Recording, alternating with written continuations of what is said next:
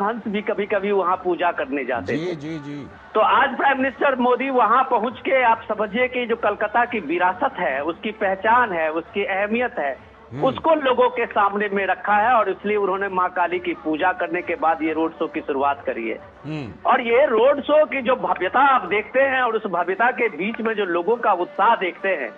ये कलकत्ता है, ये बंगाल है, ये देश की कभी राजधानी हुआ करती थी, ये हमारे आपके कभी सबसे बड़ा औद्योगिक केंद्र हुआ करता था। आज जिस हाल में है वो दुनिया के सामने में है। तो ये प्राइम मिनिस्टर मोदी का वहां पहुंचना एक एस्पिरेशन बंगाल का रिफ्लेक्शन है। वो एस्पिरेशन बंगाल जो बंगाल देश के और देश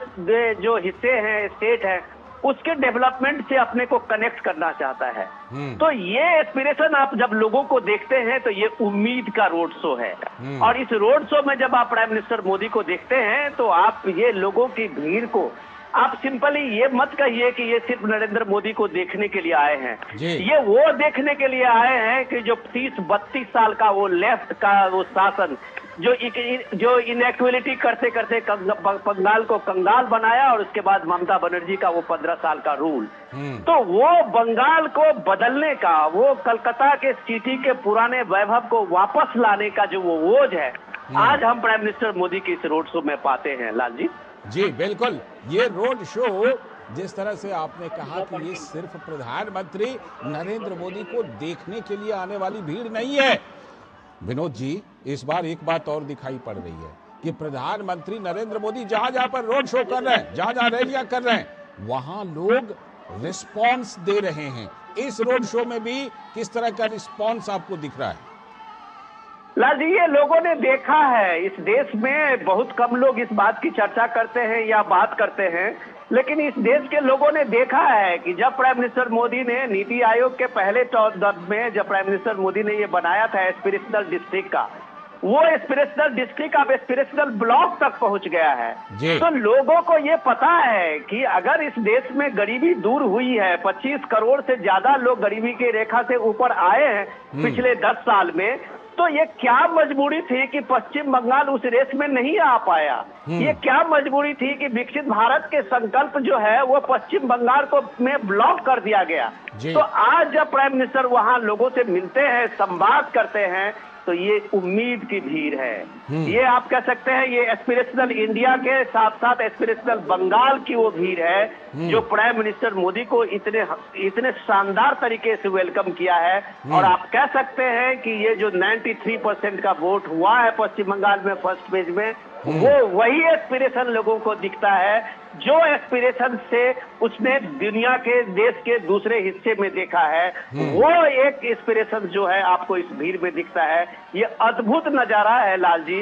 ये अद्भुत संकल्प की वो यात्रा है लाल जी, जो भय और भरोसे के उस संकल्प को लोगों ने पूरा होते हुए देखा है। तो आप कह सकते हैं कि कलकत्ता का ये रोड शो ऐतिहासिक है। प्राइम मिनिस्टर मोदी के अब तक के जितने भी रोड शो है और उसको आप ये कलकत्ता के रोड शो से कंपैरिजन कीजिए तो आपको ये नजारा बिल्कुल एक अद्भुत नजारा लगेगा लाल जी। अच्छा, जैसा आपने कुछ कारण तो विनोद जी गिनाया आपने, लेकिन जरा ये बताइए कि कोलकाता की सड़कें, कोलकाता का भद्रलोक, सब लोग जानते हैं कि भाई कोलकाता के भद्रलोक की बड़ी चर्चा होती है, ये क्या आपको इस बार बदलता हुआ नजर आ रहा है ये भद्रलोक, कोलकाता की सड़कें? लाल जी, ये तो अभी हम इस मामले में ये बता नहीं सकते इन चीजों को हम लोग, लेकिन इतना तो है कि पश्चिम बंगाल ने जिस तरह से रिएक्ट किया है, पश्चिम बंगाल में जो इस बार के चुनाव जो रक्त रंजित पश्चिम बंगाल का इतिहास रहा है, उसमें जो इसमें चुनाव हुआ है, ये स्वच्छ मतदान हुआ है। स्वच्छ मतदान आप जब कहें कि एसआईआर के बाद ये लोगों में कॉन्फिडेंस दिया है कि नो बोगस वोटिंग, लोगों ने ये किया है कि हमारे चुने हुए ही उम्मीदवार चुनाव जीत के जाएंगे, हमारे चुने हुए ही उम्मीदवार ही मुख्यमंत्री बनेंगे। तो ये सबसे काबिले तारीफ इलेक्शन कमीशन की है। और उसके बाद जब आप ये लोगों में उम्मीद देखते हैं तो ये बात लगता है कि जिस बार उसको वो चुन रहे हैं वही आदमी मुख्यमंत्री होगा, वही पश्चिम बंगाल में सरकार बनाएगा। तो ये प्राइम मिनिस्टर मोदी का जो आप देखते हैं हाथ हिलाते हुए और लोगों का अभिवादन करते हुए और सड़क के दोनों बगल लोगों की भीड़, तो आप कह सकते हैं कि ये लोकतंत्र की ये सबसे मजबूत आप कह सकते हैं कि आधार है जो पश्चिम बंगाल ने करके दिखाया है। बने रहिए रहिए हमारे साथ विनोद जी, क्योंकि हम और भी कुछ पहलू पर आपसे बात करेंगे। हमारे संवाददाता नीरज सिंह भी हमारे साथ जुड़े हुए। नीरज, प्रधानमंत्री नरेंद्र मोदी जी ने वहां पर जो काली बाड़ी है वहां से शुरुआत की। ये काली बाड़ी से शुरुआत होकर के ये रोड शो लगभग कितना लंबा नीरज चलने वाला है? देखिए 2 किलोमीटर के आसपास का ये रोड शो है और निश्चित तौर पर इसमें समय लगेगा लालजी, क्योंकि हमने देखा है कि बड़ी संख्या में महिलाएं, बुजुर्ग, बच्चे प्रधानमंत्री को देखने के लिए, उनकी एक झलक पाने के लिए लंबे समय से जो इंतजार है वो कर रहे हैं। और आप देखें कि ये प्रधानमंत्री की लोकप्रियता ही है कि पूरे पश्चिम बंगाल में जिस तरीके से प्रधानमंत्री ने कैंपेन किया, लगातार रोड शो किए, जगह जगह जो अपनी पार्टी है उसकी नीतियों को लोगों के सामने रखा, तो एक एक एक एक जन समर्थन के तौर पर जो जनता है वो निकल कर आई है और उनकी बातों में अपना जो सहमति है और अपना जो समर्थन है वो जनता ने दिखाया है। हमने इससे पहले देखा था कि हावड़ा में भी जब रोड शो हुआ था उस समय भी एक बड़ी संख्या में जो हावड़ा वासी हैं वो प्रधानमंत्री को देखने के लिए आए थे और उससे पहले प्रधानमंत्री ने कई सारी रैलियां भी की। आज भी आप देखें कि लाल जी बड़ा व्यस्त शेड्यूल था प्रधानमंत्री का, 2 रैलियां उन्होंने संबोधित की और उसके बाद यहाँ पर पहुंचे हैं रोड शो के लिए। और प्रधानमंत्री का सीधा ये कहना है कि जिस तरीके से ममता सरकार ने यहाँ की लोगों की जो इच्छाएं और लोगों की जो उम्मीदें हैं उस पर कुठाराघात किया है, उसका जो बदला है वो यहाँ की जनता लेना चाहती है वोटों के माध्यम से। हमने देखा था कि संदेश खाली और अम्बेडकर हॉस्पिटल में किस तरीके से महिलाओं के ऊपर अत्याचार किए गए। जब महिलाएं सड़क पर बैठी थी उन अत्याचार के खिलाफ आवाज उठाने के लिए उन महिलाओं के ऊपर लाठीचार्ज किया गया, उन महिलाओं के साथ बदतमीजी की गई। तो ये वो दृश्य भी लाल जी हमने देखे हैं। और इसके साथ साथ हमको मालूम है कि किस तरीके से पूरे राज्य में कट मनी का खेल खेला जाता है, किस तरीके से जो करप्शन है वो इस समय सिर चढ़कर बोल रहा है। ममता को हमने कैंपेन में ही देखा है, जब ममता बनर्जी सीधे सीधे चुनाव आयोग को धमका देती हैं, सीधे सीधे आईएएस और आईपीएस जो अधिकारी हैं उनको धमका देती हैं, तो आप समझ सकते हैं कि आम लोगों की स्थिति क्या है। आम लोग जब कोई भी छोटा से छोटा काम करने जाता है तो कट मनी उसको देने पड़ती है। करप्शन का जो पैसा है वो अपनी गाड़ी कमाई के द्वारा उसको टीएमसी के पाले हुए गुंडों को पहुंचाया जाता है। हमने देखा था किस तरीके से ईडी के अधिकारियों के ऊपर पथराव किया गया था, उनके सिरों को फोड़ दिया गया था। ये वही पश्चिम बंगाल है और उस समय टीएमसी की सरकार उन गुंडों के साथ खड़ी हो गई थी। ये भी अदालत ने सख्त टिप्पणी पश्चिम बंगाल सरकार के ऊपर की थी। तो ये तमाम ऐसे इशू हैं जिनको जनता देख रही है। जनता चाहती है कि ऐसी सरकार की उनकी इच्छाओं का एक तरीके से वो सरकार पालन करे, विकास करे, जो बेरोजगार युवा है उनको रोजगार दे और खास तौर से महिला सुरक्षा एक बड़ा विषय है। और उसके साथ साथ जिस तरीके से बांग्लादेश से यहाँ पर घुसपैठ होती है और जो पश्चिम बंगाल के रहने वाले लोग हैं जिनके अधिकारों का हनन किया जाता है उस घुसपैठ के नाम पर और उन लोगों को टीएमसी के लोग पालते हैं, तो ये बड़ा मुद्दा है। और मुझको लगता है कि इसके आधार पर ही जैसा कि हमारे सहयोगी विनोद मिश्रा जी भी बता रहे थे कि इतनी भारी संख्या में वोटिंग होना ये बताता है कि सरकार को लेकर जनता के मन में है। जनता ने कई तरह के जो मुद्दे हैं जिनके आधार पर वोट किया और एक रिकॉर्ड वोटिंग पश्चिम बंगाल में देखने को मिली है। और मुझको लगता है कि भारतीय जनता पार्टी जिस तरीके से कैंपेन कर रही है और खुद गृह मंत्री अमित शाह ने भी इस बात का जिक्र किया है कि जो बम्पर वोटिंग हुई है उसका सबसे ज्यादा फायदा भारतीय जनता पार्टी को होगा। और आप देखें कि आज भी प्रधानमंत्री जब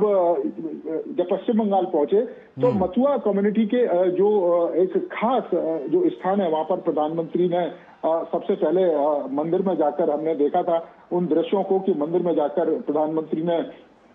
पूजा करी थी और उसके बाद बड़ी संख्या में जो लोग हैं वहां पर पहुंचे थे उनको संबोधित किया था। और कई तरह के प्रहार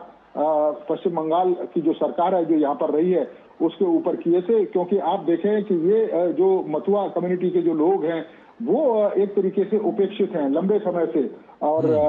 बांग्लादेश से ये यहाँ पर पहुंचे थे 1971 और 1947 के समय, लेकिन आज तक जो नागरिकता है वो इनको नहीं दी गई थी। और जब इनकी जो मांगे हैं वो की गई, उन मांगों को कभी पूरा नहीं किया गया। प्रधानमंत्री पहुंचे, हमने देखा था कि सीए के माध्यम से गृह मंत्री अमित शाह ने भी इस बात का जिक्र किया कि सरकार बनेगी, सीए को लागू किया जाएगा, मथुरा कम्युनिटी के जो लोग हैं उनकी जो इच्छाएं हैं उनको भी पूरा किया जाएगा। और वो छोटी आबादी नहीं है लाल जी, 3 से 4 करोड़ के बीच में है और करीब करीब 30 से 40 सीटें ऐसी हैं जो प्रभावित करती है। तो मुझको लगता है कि इस बार भारतीय जनता पार्टी उन तमाम मुद्दों को लेकर आगे जा रही है और ये जो जन समर्थन आपको दिखाई दे रहा है प्रधानमंत्री के रोड शो में, और महिला शक्ति के रूप में आप देखें कि महिलाएं आगे चल रही है प्रधानमंत्री के, तो ये बड़ा मैसेज है पूरे पश्चिम बंगाल। बिल्कुल, ये मैसेज कोलकाता की सड़कों पर भी दिखाई पड़ रहा है। और आपने हावड़ा का भी जिक्र किया कि हावड़ा में भी प्रधानमंत्री ने रोड शो किया था। विनोद जी, जो कोलकाता से बाहर के लोग हैं उनको बता दें कि हुगली नदी के एक पार हावड़ा है, दूसरे पार में कोलकाता है, और वहां पर रविंद्र सेतु जिसको आप हावड़ा ब्रिज कहते हैं। तो प्रधानमंत्री ने हावड़ा में भी रोड शो किया, हुगली नदी में नौका विहार भी किया, नौका पर गए, और अब कोलकाता में भी रोड शो कर रहे हैं। क्या मैसेज प्रधानमंत्री का राजधानी कोलकाता से, विनोद जी, जिस तरह से हावड़ा, हुगली नदी और कोलकाता तीनों को प्रधानमंत्री ने टच किया? लाल जी, अभी आप जो स्क्रीन पे चलते हुए जो लोगों की वो भीड़ और उत्साह में आप महिलाओं की जो तादाद है उसको अगर देखेंगे और उसको अगर आप इस चीज को जो नोटिस करेंगे और हाथ हिलाते हुए महिलाओं का जो अभिवादन है उसको आप देखेंगे, तो जैसा हम लोग कह रहे थे कि ये उम्मीद की भीड़ है, तो आप ये देखिए कि इसी शहर में, इसी जगह पे का ये जो श्यामगंज का इलाका है जिसके विधायक है, टीएमसी के विधायक है, मंत्री है शशि पांजा, शायद वही शशि पांजा का ही वो इलाका है, और वो 4 बार के विधायक है, ममता बनर्जी के कैबिनेट में वो कद्देदार मिनिस्टर है। जब आरजी कार्ड मेडिकल कॉलेज में वो छात्रा के साथ में जो घिनौनी वो उसके साथ में रेप और हत्या हुई थी, तो उनसे जब रिपोर्टर ने सवाल किया था तो उन्होंने कहा कि मैं हेल्थ मिनिस्टर नहीं हुआ, हेल्थ मिनिस्टर से पूछो कि मेडिकल कॉलेज की हालत क्या है। और यहाँ इस राज्य के हेल्थ मिनिस्टर और होम मिनिस्टर खुद ममता बनर्जी है। जी। तो आप सोचिए कि एक अकाउंटेबिलिटी और एक सेंसिबिलिटी क्या है इस स्टेज में, और एक महिला मंत्री को कि जो आर्जिकर की उस डॉक्टर की, जो एक इतनी मेरिटोरियस डॉक्टर और इतना क्वालिफाइड डॉक्टर की हत्या को इतना मामूली से लेना और इतना इनसेंसिटिव उसका रिप्लाई देना, आज उसी शशि पांजा के इस कंस्टिट्यूंसी में प्राइम मिनिस्टर मोदी का ये रोड शो है। और उसमें आप ये देखिए कि 2 से 3 महीना आपने लंबी इसके लिए एक तरह से डीडी में भी इसके कई स्टोरी किए होंगे कि लगभग 6 महीने तक डॉक्टर उसके स्ट्राइक में वहां बैठे रहे, कोई पूछने वाला नहीं रहा। ह्यूमन राइट ऑर्गेनाइजेशन से लेके देश के कई ऑर्गेनाइजेशन बाद में कोर्ट ने भी दखल दी और इसके बाद उसके मामले को कभी ऐसा हुआ नहीं। आज जब महिलाओं के अंतिम पहली पंक्ति कतार में चलते हुए इस रोड शो में आप देखते हैं, तो मुझे लगता है कि वो दर्द जो थी, वो टीस जो थी, वो लोगों की कभी वो खत्म नहीं हुई थी, उनको न्याय नहीं मिला, वो जस्टिस नहीं मिला। आरजी कार्ड मेडिकल कॉलेज की वो डॉक्टर की जो माँ है, तो आप आज देखिए कि वो खुद बीजेपी के कैंडिडेट पे टिकट लड़ रहे हैं उसी पश्चिम बंगाल कोलकाता के इसमें। तो ये जो लोग हैं कि लोग जो जानते हैं कि लोग भूल जाते हैं, लोगों को भूलने की आदत है, ये लोग भूलते नहीं हैं। पश्चिम बंगाल में उसका चेन रिएक्शन हमने देखा है, जो महिलाओं को हमने देखा है जिस तरह से रिएक्ट करते हुए और वोटिंग का पैटर्न बदलते हुए, तो ये लगता है कि एक बड़ा रिएक्शन है। और आज आप इस भीड़ में देखिए, आधी आबादी आपको आधी वही महिलाएं लगती होगी जो इस रोड के भीड़ के साथ साथ प्राइम मिनिस्टर के काफिले के साथ साथ आगे बढ़ते हुए दिख रही है। तो ये जो जोश है, ये जो जोश आप दिख रहे हैं, वो जोश में कोई ना कोई एक संकल्प है। हर के अपने अपने संकल्प होते हैं। बगना आप 42 डिग्री टेम्परेचर में एक तो प्राइम मिनिस्टर का ये रोड शो और उसमें घंटों से इंतजार करते हुए लोगों का,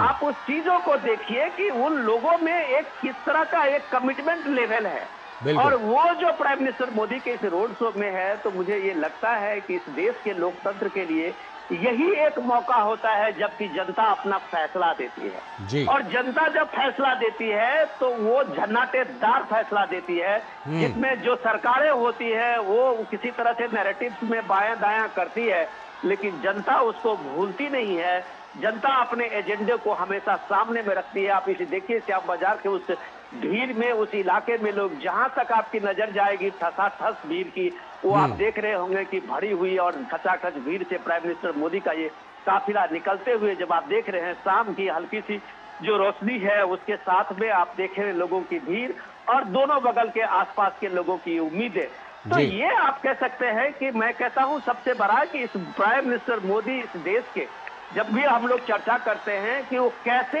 एक एस्पिरेशनल इंडिया के सबसे बड़े जननायक हैं, तो ये भीड़ बताती है। आज जब आप सड़क के दोनों किनारे प्राइम मिनिस्टर मोदी के लगे हुए कटआउट को देखते हैं, तो शायद ममता बनर्जी भी याद करती होगी कि वो बार बार इसी बाहरी के और बंगाली के मुद्दे पे 2021 का चुनाव लड़ा था और हर बार बंगाली अस्मिता की बात कही थी करके उन्होंने एक तरह से ये बताने की कोशिश की थी कि ये सारे आउटसाइडर हैं। आज बंगाल के लोगों ने जो प्यार दिखाया है, उत्साह दिखाया है मोदी को लेके, अमित शाह को लेके और इस भीड़ का कारवां जो सामने में लाया है, तो वो सारे नैरेटिव्स को फेल किया है और उसने बताया है कि देश के मुख्य धारा में जुड़ने का सबसे बड़ा संकल्प यही है कि विकसित भारत के साथ आपको जुड़ना होगा। जो प्राइम मिनिस्टर मोदी ने संकल्प दिखाया, वो रास्ता दिखाया है। तो मुझे लगता है इस भीड़ को जब हम कहते हैं ये उम्मीद की भीड़ है, ये एस्पिरेशनल बंगाल की भीड़ है, ये एक संकल्प की भीड़ है, तो वो आज हम कलकत्ता के बाजारों में देखते हैं, इस उमंग को देखते हैं, इस भीड़ के जोश में देखते हैं। बिल्कुल, ये जोश दिखाई पड़ रहा है और ये जोश नीरज ये जोश ये भी कह रहा है कि जिस मुद्दे को टीएमसी ने उठाया कि ये लोग तो बाहर से आए हुए हैं, अगर इस तरह का जोश है कोलकाता की सड़कों पर लोगों का, तो ये तो कहा जाएगा कि लोगों ने इस बात को नहीं माना, टीएमसी की इस बात को। देखिए, बिल्कुल आपने सही कहा और आप देखें कि प्रधानमंत्री को लेकर एक अलग तरह का उत्साह यहाँ के लोगों में देखने को मिलता है। आप देखें, ये कोई पहला ऐसा नहीं है कि केवल पॉलिटिकल प्रधानमंत्री के दौरे रहे हों। इससे पहले भी हजारों लाखों करोड़ की जो सौगातें हैं पश्चिम बंगाल के लोगों को प्रधानमंत्री के द्वारा दी गई हैं। हमने देखा है कि रोड कनेक्टिविटी से लेकर रेल कनेक्टिविटी, हवाई कनेक्टिविटी के क्षेत्र में बड़े पैमाने पर काम किया गया है, वाटर कनेक्टिविटी पर बड़े पैमाने पर काम किया गया है। खासतौर से हमने देखा है कि हुगली में मेट्रो का जो प्रोजेक्ट है वो प्रधानमंत्री ने शुरू किया था कि यहाँ की जो लोग हैं जिस तरीके से जाम से जूझते हैं उससे उनको निजात मिले। रोजगार के क्षेत्र में हमने देखा है कि किस तरीके से यहाँ पर काम की गई। और आप जैसे विनोद जी बता रहे थे, ये भीड़ कोई अचानक से आई भीड़ नहीं है।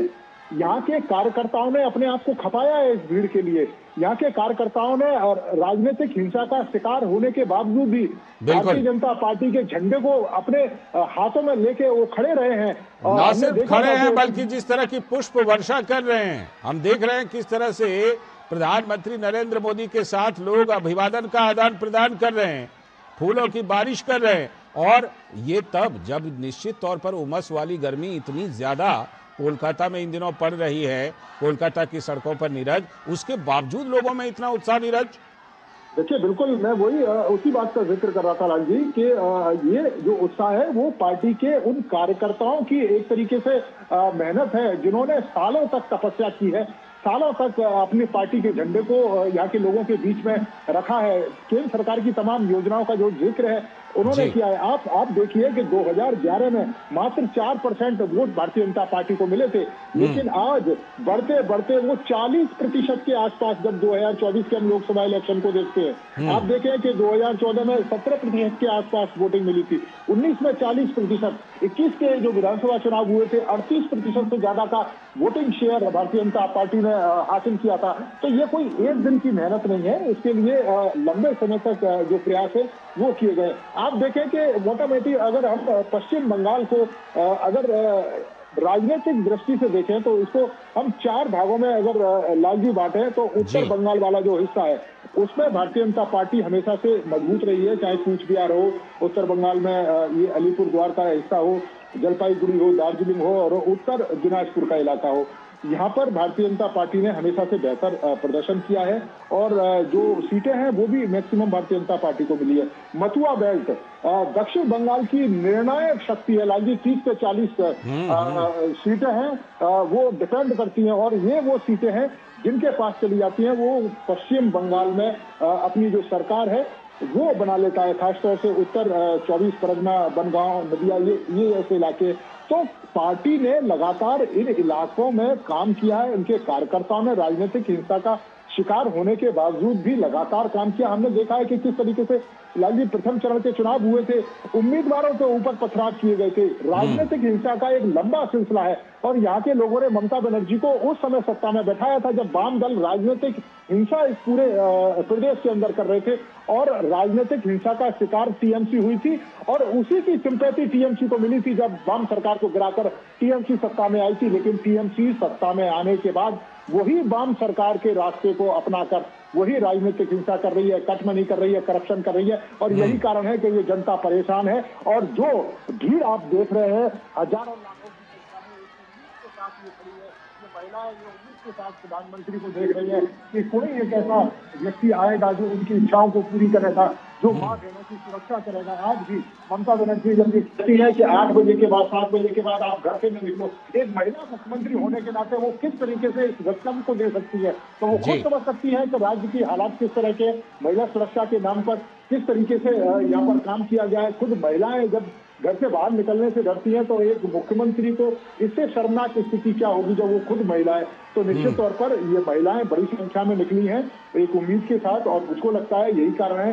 कि भारतीय जनता पार्टी में भी एक गजब का उत्साह है। प्रधानमंत्री की उपस्थिति यहाँ के कार्यकर्ताओं में, यहाँ के नेताओं में एक अजीब तरह का हम कह सकते हैं कि उत्साह पैदा करती है और बड़ी संख्या में आप देखें कि ये लोग निकले हैं और प्रथम चरण में जो वोटिंग हुई है निश्चित तौर पर पार्टी का जो उत्साह है वो इस समय टॉप पर है। और खुद प्रधानमंत्री भी इस बात का जिक्र कर चुके हैं कि अगर सरकार बनी, करप्शन के खेल में जो जो लोग शामिल हैं उनके खिलाफ सख्त से सख्त कार्रवाई की जाएगी, कटमनी को रोका जाएगा, जनता की इच्छाओं को पूरा किया जाएगा, उन जन कल्याणकारी योजनाओं को लागू किया जाएगा। आप देखें कि क्या इन गरीबों को हक नहीं है कि जो आयुष्मान भारत के तहत 5 लाख का जो बीमा है वो मिले? क्या इन किसानों को हक नहीं है कि जो दिन रात अन्नदाता है क्या उनको किसान सम्मान निधि? ये देखिए लोग अपनी बालकनी से भी, कुछ लोग अपनी बालकनी से भी प्रधानमंत्री की तस्वीरें, वीडियो बना रहे हैं, प्रधानमंत्री से आदान प्रदान कर रहे हैं अभिवादन का। और अपने घरों के बालकनी में भी कुछ बुजुर्ग भी, कुछ महिलाएं भी वो वहां पर दिखाई पड़ रही हैं। ये देखिए बालकनी से महिलाएं प्रधानमंत्री नरेंद्र मोदी के रोड शो को देख रही हैं, अभिवादन का आदान प्रदान कर रही हैं और कई जगह से पुष्प वर्षा, फूलों की बारिश भी। आपके पास लौटता हूं नीरज, हमारे साथ विनोद जी भी जुड़े हुए हैं।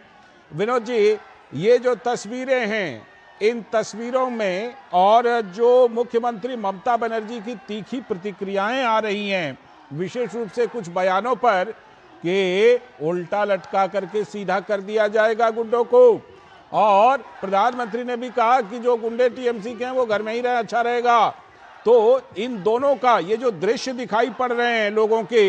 कोलकाता की सड़कों पर और मुख्यमंत्री ममता बनर्जी की तीखी प्रतिक्रिया, कोई कनेक्शन है इन दोनों के बीच? लाल जी, इस बार क्या जो बंगाल का, पश्चिम बंगाल का चुनाव है और पश्चिम बंगाल के चुनाव का जो जिस तरह से आप देख रहे हैं जो टेम्परेचर है, उसमें एक चीज जो साफ साफ आप दिखाई दे रहा है, आपको दिखाई देगा, वो राइटिंग ऑन द वॉल्स आप जिसको कहते हैं जी, कि सारे पुराने पॉलिटिकल नैरेटिव्स इस बार फेल कर गए। तो ममता बनर्जी जो माँ माटी मानुष की बात करते हुए, नो डाउट कि ममता बनर्जी स्ट्रीट फाइटर के रूप में अपनी पहचान बनाई है और जोरदार मेहनत की है। टीएमसी का भी अच्छा आप कह सकते हैं कि प्रोग्राम रहा है, इलेक्शन मजबूती से हर दल के लोग लड़ते हैं और बीजेपी ने भी इसाने बसाने अपनी पूरी ताकत झोंकी है। ये तो 4 मई को जनता बताएगी कि फैसला किसके पक्ष में है। लेकिन बंगाल के चुनाव ने पूरे भारत के इतिहास में लोकतंत्र के जो ये महापर्व है, इस फेस्टिवल का, उसका एक शानदार रिफ्लेक्शन इस बार 2026 में किया है। 2026 में इसलिए कहता हूं कि ये बंगाल के इतिहास में, पिछले 50 साल के इतिहास में मानक होगा, स्टैंडर्ड होगा लाल जी, कि लोग जो भय से, जो भरोसे का जो एक बीजेपी का अपना नैरेटिव, अपना एजेंडा था, उसको कैसे सच माना। और कम से कम बीजेपी के इस अभियान में को तब भी बल मिला है जब इलेक्शन कमीशन ने इसका पुरजोर इस बार सिक्योरिटी अरेंजमेंट का ये व्यवस्था की है। तो अब आप देखिए कि इस बार जो भय से भरोसे का जो ये चुनाव है, ये यात्रा है इस बार का, उसमें लोग अगर इस बार भय मुक्त होकर इलेक्शन करने निकले हैं और लोग जिस तरह से रिएक्ट कर रहे हैं, ये चौंकाने वाली है बात है। क्योंकि 30-32 साल के लेफ्ट के शासन में और ममता बनर्जी के 15 साल के शासन में ये माहौल नहीं दिखा था। बंगाल में जो एक उत्सव का नजारा होता है वो नहीं दिखा था। वो पार्टी के अपने वर्कर अपने तरीके से सेलिब्रेट करने का जो ये था, वो सत्ता पे एक कब्जा का वो एक नैरेटिव होता था। जो ममता बनर्जी लक्ष्मी भंडार योजना के कारण महिलाओं को का जो वोट है उसमें वो कहती है कि सबसे बड़ा उनका एक बैंक बना था। अब वो लक्ष्मी भंडार योजना पिछले इन वर्षों में ये मामला थोड़ा सा ऊपर आ गया है। जब आप कहते हैं ना एस्पिरेशंस में, तो अब 1500 500 से 1500 का जो ये है उसमें अगर महिलाएं देखती है कि वो एक ठगा सा महसूस करती है कि जहां उनके पास इतने विकल्प खुले हैं इस विकसित भारत में, तो वो उनको आप अगर ये देते हैं सेटिस्फैक्शन कि तुम्हें हमने 1500 रुपया दे दिया या 1000 दे दिया, वो आज का भारत नहीं है लाल जी। आज का भारत कुछ अलग सोचता है। आज का भारत क्या सोचता है ये आपको अभी फर्स्ट फेज के इलेक्शन में बंगाल और तमिलनाडु में दिखाया है। जो सरकार के जो जिस तरह के वादे हैं और जिस तरह की स्कीमें हैं उससे अलग हट के सोच बनी है।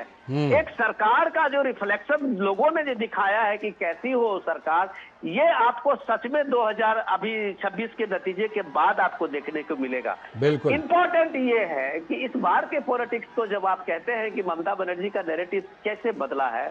तो इस बार टीएमसी को लोगों के बीच में एक ओरिजिनल अपना कुछ कहने के लिए कुछ नहीं था। पहले दिन से अगर आप इस चीज को देखें कि ममता बनर्जी एसआईआर के खिलाफ लड़ते देखी, इलेक्शन कमीशन को एजेंडा बनाया, सुप्रीम कोर्ट तक वो खुद ममता बनर्जी आज सीएम वकालत करने पहुंची। वो एक जो शो था उनका कि वो एक कम्युनिटी को बताने के लिए एड्रेस करने के लिए आ रही थी कि वो हम सबसे बड़े तुम्हारे रहनुमा हैं, हम ही तुम्हारे रक्षक हैं।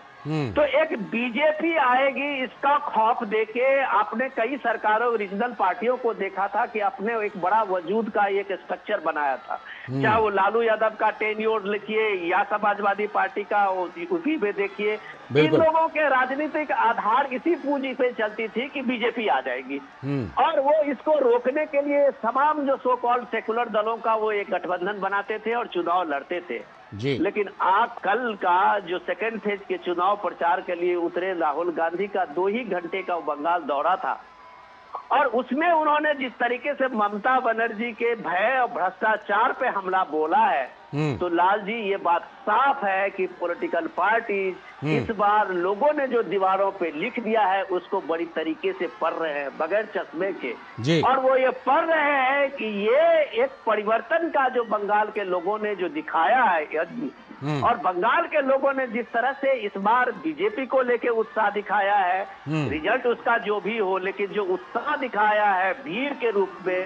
वो मुझे लगता है कि ये सारे पॉलिटिकल पार्टीज और सारे पॉलिटिकल एनालिस्ट पढ़ रहे हैं और बहुत करीब से पढ़ रहे हैं। लाल जी आपको ये भी बताने की जरूरत है कि ये देखिए कि इस बार पश्चिम बंगाल में कम से कम 40-50 हजार बूथों पे जो मतदान हुआ है उसको लेके किसी पॉलिटिकल पार्टी ने ये नहीं कहा है कि ये गड़बड़ी हुई है, इसका रिपोलिंग होनी चाहिए, इसका रिपोल होना चाहिए, ये भी आपने नहीं सुना होगा। तो ये सारी चीजें अगर हो रही है तो इसका मतलब है कि इस बार बंगाल के चुनाव को लोग लीड कर रहे हैं, आम लोग लीड कर रहे हैं और वो आम लोग जब लीड करते हुए दिखते हैं और उसके बीच में जब आप प्राइम मिनिस्टर मोदी का ये रोड शो देखते हैं तो आपको लगेगा कि उस लोगों के साथ में प्राइम मिनिस्टर का वो कम्युनिकेशन है जो पश्चिम बंगाल में बीजेपी को एक मजबूत आधार दिया है। बिल्कुल, और इस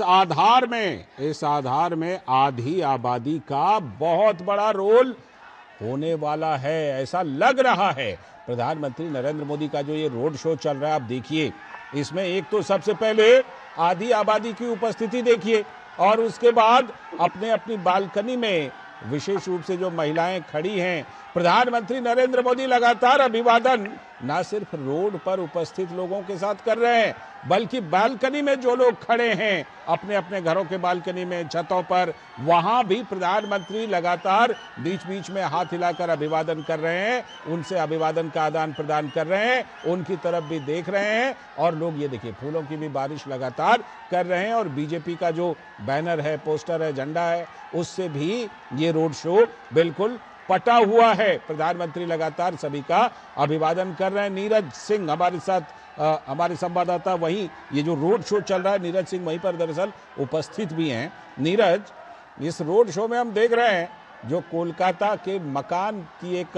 बहुत सारे ऐसे मकान हैं जो काफी पुराने हैं और वो पुरानी शैली में बने हुए हैं, वहां पर भी लोग भारी संख्या में उपस्थित हैं नीरज अपनी अपनी बालकनी में। देखिए बिल्कुल कोलकाता की पहचान है उसका आर्किटेक्ट, और आप देखें कि उस तरह की जो बिल्डिंग है वो कोलकाता में आपको जगह जगह दिखाई देंगी। लेकिन ये दृश्य निश्चित तौर पर लाल जी अद्भुत है। आप देखें कि आधी आबादी हाथ हिलाकर किस तरीके से प्रधानमंत्री नरेंद्र मोदी का स्वागत कर रही है। हमने देखा है उन दृश्यों को कि बालकनी में सेल्फी लोग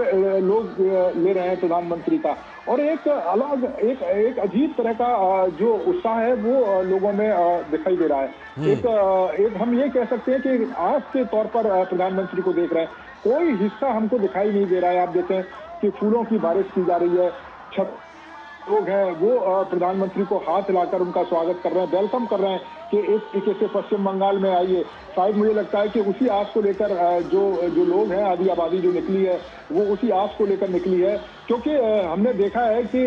सबसे ज्यादा जो परेशान है वो इसी आधी आबादी को पश्चिम बंगाल में होना पड़ता है, चाहे घर से लेकर जब काम के सिलसिले में, रोजगार के सिलसिले में जब ये जाती हैं तो कहीं ना कहीं इनको शिकार होना पड़ता है और तमाम तरह की परेशानियां झेलनी पड़ती हैं। और देखिए दूसरा सबसे बड़ी बात है कि हम इसे राजनीतिक परिप्रेक्ष्य में भी देखें हैं लाल जी, तो एक तरीके से विपक्ष की जो शून्यता है वो आपको यहाँ पर दिखाई देगी कि जो टीएमसी का विकल्प जो लोग ढूंढ रहे थे वो तो ना कांग्रेस को पा रहे थे और ना ही वाम दल के रूप में उनके सामने था। उनके सामने भारतीय जनता पार्टी के रूप में एक बेहतर विकल्प था। डबल इंजन सरकार का जो संकल्प है वो उनके सामने था। प्रधानमंत्री ने लगातार कई बार जिक्र भी किया है कि केंद्र सरकार तमाम योजनाओं को यहाँ पर शुरू करना चाहता है, लेकिन टीएमसी की जो सरकार है वो राजनीतिक द्वेष के तहत ना तो कई बार ये योजनाएं उनको लागू करती है, जमीनें तक जो केंद्र सरकार है उसको नहीं देती है, पैसा जो बड़े पैमाने पर आता है उसमें भी करप्शन का खेल खेला जाता है। लाल जी आपको बता दें कि आज भी जो पीडीएस स्कैम यहाँ पर हुआ था 10,000 करोड़ से ज्यादा का, जो केंद्र सरकार के द्वारा अनाज भेजा जाता है यहाँ के गरीब लोगों के लिए, उन मजदूर लोगों के लिए जो बेचारे दिन रात मेहनत की कमाई करते हैं, उसमें से 10,000 करोड़ का घोटाला किया गया। 40 से 50% तक अनाज खुले बाजार में बेचकर और बंदरबाट किया गया और उसको लेकर कार्रवाई भी की गई है, कई लोगों को गिरफ्तार भी किया गया था। इससे पहले भी जो टीएमसी के मंत्री थे वो गिरफ्तार हुए थे। आज भी कई तरह के जो कारोबारी है उनके ऊपर जो कार्रवाई है वो की गई है। तो आप देखें कि किस तरह की स्थिति है इस राज्य की। एक जमाना था जब कोलकाता से कोई बात, पश्चिम बंगाल से कोई बात निकलती थी तो पूरे देश में फॉलो की जाती थी, पूरे देश उस बात को मानता था। लेकिन आज आप देखिए, आज महिलाओं की स्थिति देखिए, रोजगार की स्थिति देखिए, यहाँ पर रहने वाले जो लोग हैं उनकी जीवन शैली देखिए, भय का जो माहौल है वो देखिए। सरकार के खिलाफ आप बात नहीं कर सकते, सरकार के खिलाफ आप बात करेंगे तो आपके ऊपर पुलिस की कार्रवाई की जाएगी। हमने वो दृश्य देखे हैं लाल जी कि जब सीबीआई कार्रवाई करने के लिए गई थी तो टीएमसी की सरकार ने पुलिस के द्वारा सीबीआई के अधिकारियों को लॉकअप में बंद करवा दिया था, ईडी के अधिकारियों पर पथराव किया गया था। वो दृश्य हमने देखे हैं। तो ये किस तरह का लोकतंत्र है, ये